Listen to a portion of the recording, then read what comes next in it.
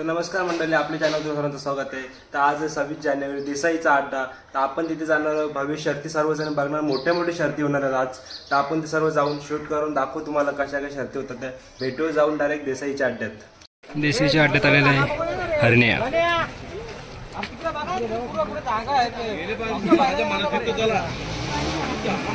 मान भारत केसरी पुसेगावचा मानकरी बघू शकता तुम्ही हरण्या।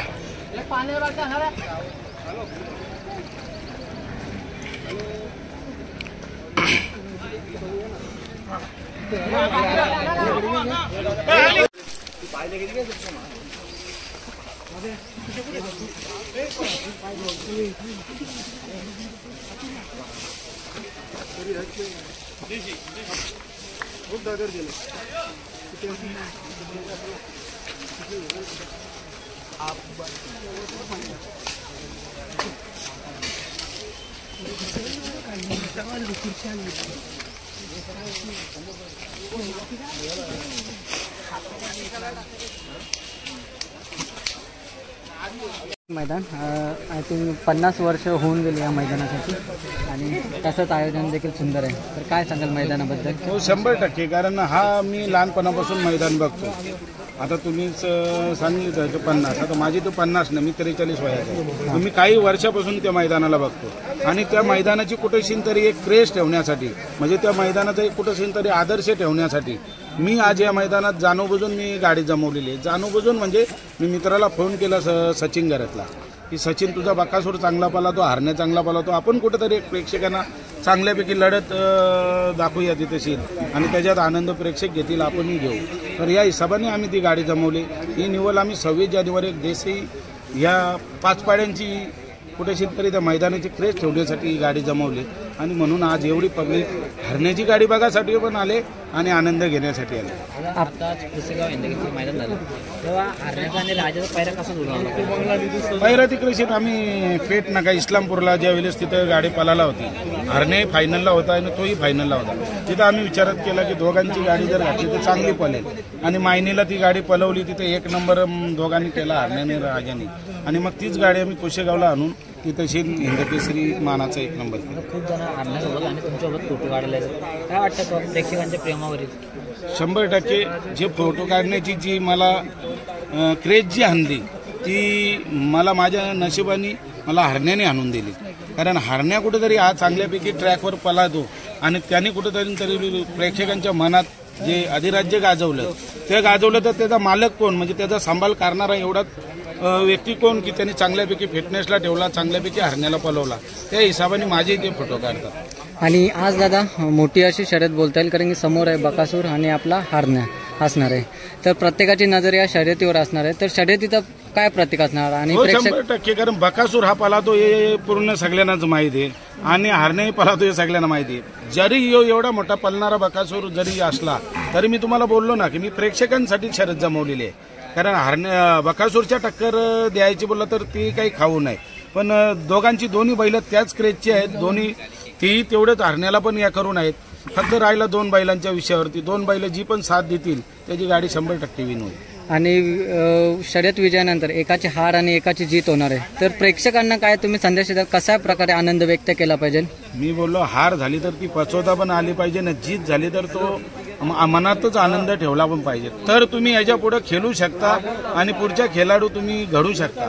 जर तुमच्यावरती हार जर सहन करण्याची आणि जीत जर सहन करण्याची तुमच्याजवळ क्षमता नसेल तर तुम्ही या क्षेत्रापासून दूर राहिलेले चांगले होईल, ही तुम्ही प्रेक्षकांना सांगू शकता। तुम्ही बैलगाडी क्षेत्रात खूप आधीपासून काय संदेश द्याल, कशा प्रकारे ट्रेनिंग असलं पाहिजे, एकंदर नंदी नवीन घेताना कशा प्रकारे देखरेख करून घ्यायला पाहिजे?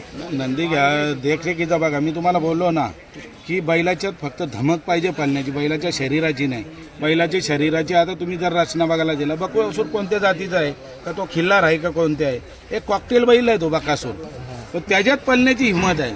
तशी आज हरण्या झाला, हरण्या पण आज पळण्याची हिंमत आहे। दुसरी बैल पण आहेत, हरण्यापासून देखणी पण आहेत, बकासूरपासून देखणी आहेत, पण ती पळत नाही कुठेशी तरी, त्यांना एक त्यांच्या शरीराच्या मापात तोलण्यात त्यांच्या ताकदीत कुठेशी तरी आहे। प्रत्येक जण खेळाडू हा पळणारच असं बोलून नाही, त्याला पलवण्यासाठी आपण पण त्याला उत्सुकता दिली पाहिजे, त्याला सांभाळून घेतला पाहिजे, त्याला काय कमतरता पडते, काय वार्मअप पाहिजे, हे सगळ्या गोष्टी केल्या तर 100% पळेल ना.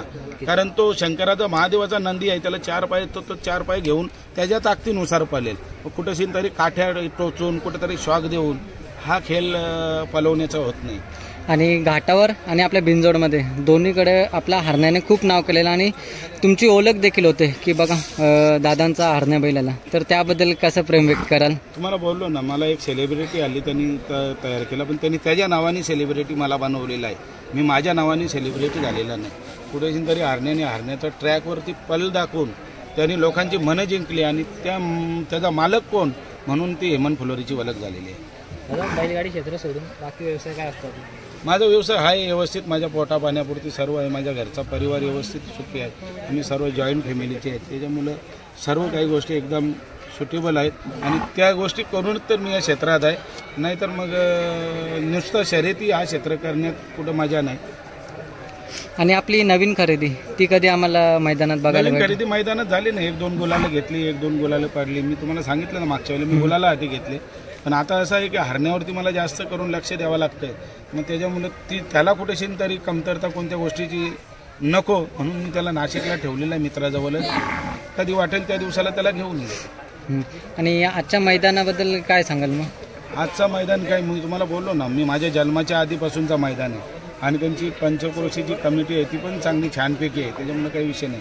आणि आता त्यांनी जिम्मेदारी एक नवीन मुलांजवळ दिली, रवी म्हात्रेजवळ दिली आणि त्यांनी अप्रतिम म्हणजे त्यांनी दाखवून दिलं घाटावरती पण तर आम्ही पण तुमच्यासारखे मैदान घडू शकतो पण आपल्या खेळाच्या मार्फत. आणि तो आनंद घेण्यासाठी घाटावरून पण काही लोक आलेले आहेत. ठीक आहे दादा, तुम्हाला शर्यतीसाठी शुभेच्छा करतो.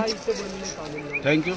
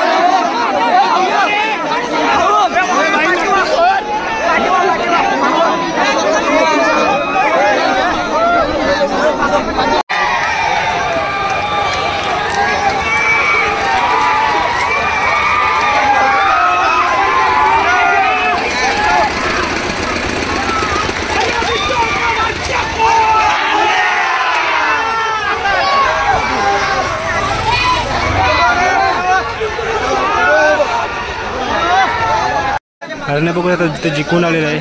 पब्लिक बघा पब्लिक.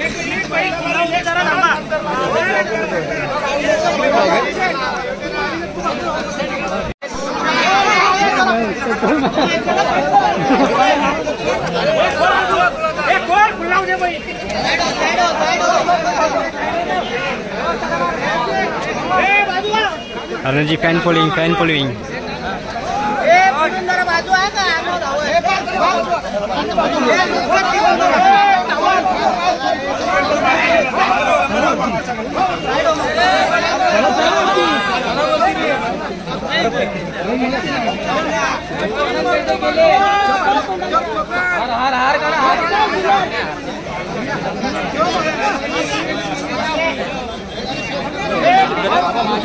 हरणेकडून आले बकासूरकडे बघायला. बकासूर हारले तरी त्याच्याकडे फॅन फॉलोइंग बघा.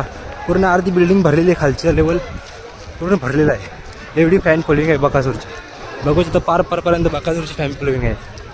किती फॅन फॉलोइंग बघा. नाही ते बघू शकता मोहिल शेट.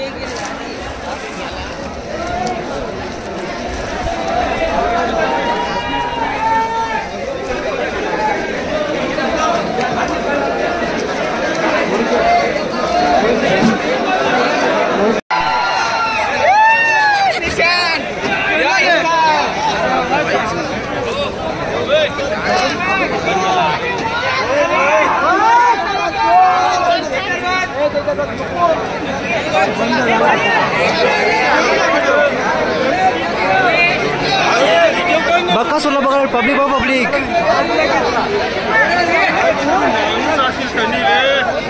बिल्डिंग किती पोरं आहेत अजूनपर्यंत.